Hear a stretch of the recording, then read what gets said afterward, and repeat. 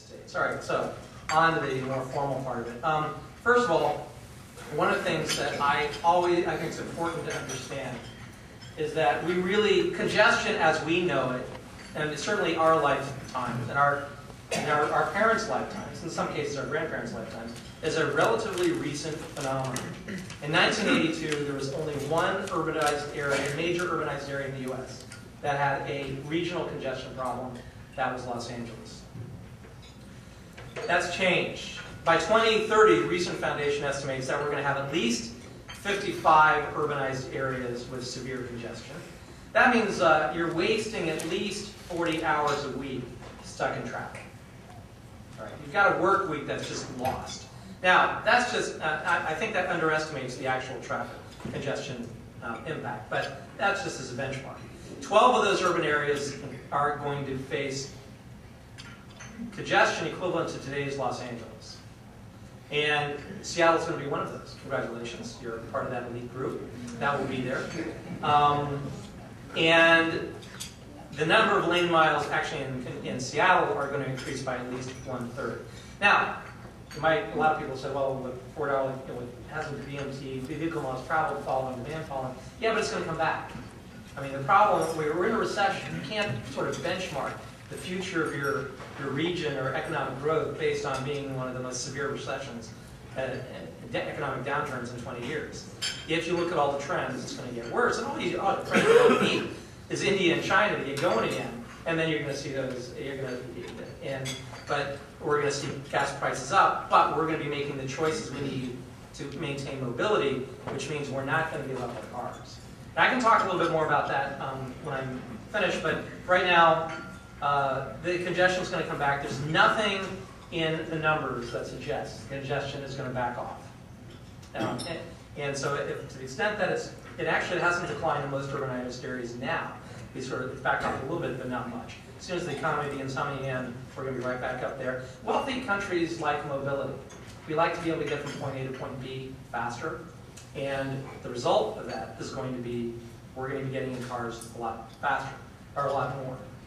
All right, so why is congestion? Here's the slide that helps me conceptualize this. Seattle is a growing region, right? Just like Los Angeles is. And the question is, what does congestion do? Well, we use the term of the opportunity circle, and the best way to look at this is if you're a worker, think about where you work, and if you're an employer, think about where you try and get your labor from. Yeah. Think about how far your workers are willing to travel. Now, there's a rule of thumb. It's actually fairly well established in planning circles. Most workers are not going to travel more than 30 minutes to get to their job. They will do a couple. Now, there are an increasing number of them that are going to travel more, but it's actually remarkably robust across regions. That there's what's called a 30-minute travel time. And it may go up to 31, 32 minutes, but we're not talking about suddenly most people commuting an hour one way. Most people will adjust. Will either move so they can be closer, or they'll change their job. So think about it then in the context of the 30-minute travel time. If we're looking at Seattle, this maybe is not exactly correct. You guys will know your region much better than I, but basically I did MapQuest and then sort of said, well, what's the 30-minute radius around Seattle? And that's kind of where it is. And I flew in with someone who lived in Kirkland, and it was sort of interesting because he works in Seattle, and he said sometimes it takes him 20 minutes to get in Seattle, sometimes it takes him 2 hours. So you've got a lot of variability, which factors into all of this as well. But also, let's look at Tacoma, and that is roughly sort of a 30-minute shed there. And I've got a friend who lives in Gig Harbor. It takes him 20 minutes to get into Tacoma. So, but if you look at this 30-minute travel shed or sort of a labor market, essentially if you're working in Tacoma or you have a company in Tacoma, your labor market is within that circle. That's great, all right, if you have enough people there. But here's the question. That limits you as a business. Because what if the people that really could do a great job for you live in Seattle? Or live in Bellevue? Or for that matter, live in Redmond? Or, in this case, you could probably be up in Bremerton or someplace like that. You don't have access to those people. So, what would happen to your productivity if you were able to generate or work in a labor shed or a labor market that allows you to tap into a circle like that. Productivity would go up. And this is really what the key is. This is the opportunity circle. Congestion reduces that circle. And if you're in Los Angeles, it's a lot smaller than what you see in Seattle. Actually, I can't even get in from Santa Monica. I can't get to downtown in 30 minutes because the congestion is that terrible. So actually, you're dramatically reducing it quite a bit. So here's the real question. The question isn't, well, why is Seattle growing despite its congestion? How much more would Seattle be growing if it didn't have congestion? That's really what the question is. And you can see these inefficiencies not only in Los Angeles, but in every urban area.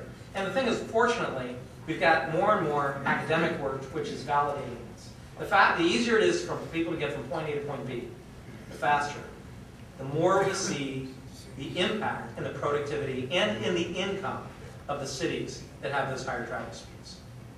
And this is just summarizing some of the research we've done in French cities, even in some San Francisco cities, and we're beginning in London and other places.